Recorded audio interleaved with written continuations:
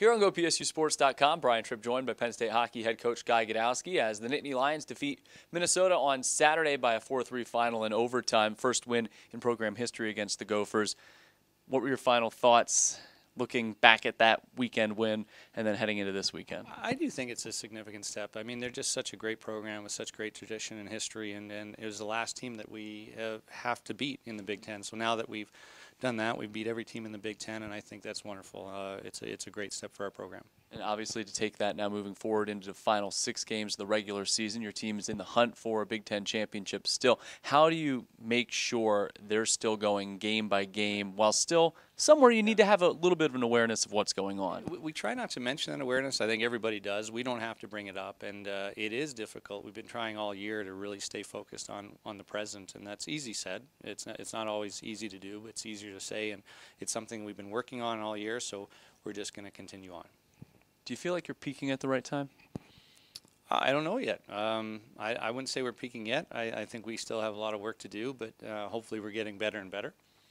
Are there signs that are showing you that the team's getting better and better? Oh, absolutely. I mean, just the fact that we were able to play against Minnesota in 2 pretty tight hockey games, I think says a lot. Over 120 minutes, actually a little bit more with overtime. A little over 120 minutes, I thought we were fairly evenly matched, and certainly there's certain aspects of our game that aren't as good as theirs yet, but I think that we can point to an overall game that can compete with some of the best in the nation. Offensively, what kind of weekend does Scott Conway have? You know what? He was so good on Saturday night. He was just so good, and it's good to see. He actually worked hard at his defensive game, and it's nice when that happens to see guys get rewarded offensively. But both goals were beautiful. His first one was, I tell you what, that's a big-time goal. That's a goal scorer's goal. It's a hungry man's goal. He's hungry to score goals. He's skilled enough to score those goals, and it was a beauty.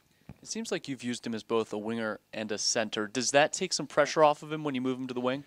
You're absolutely right. Yes, it does, and it also allows us with Rocket Richard. His strengths are. I mean, he really has a phenomenal mind for the game, and on both sides of the puck. I think his defensive game is absolutely elite, and playing him at center actually allows a little more freedom for both Eric Scheid and Scott Conway. Going against Ohio State, the Buckeyes came in here early in January. You'll get your second look at them now this weekend.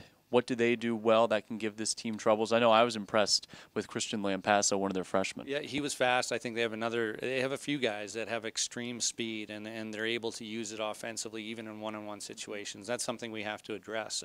In terms of differences, if you remember Friday night here, I think got out to a 4-0 lead. So we really have to be much focused right on the start, so we can't be distracted thinking about the standings and what's going to happen with the Big Ten. We really have to focus just on Friday night and just on Friday night first period.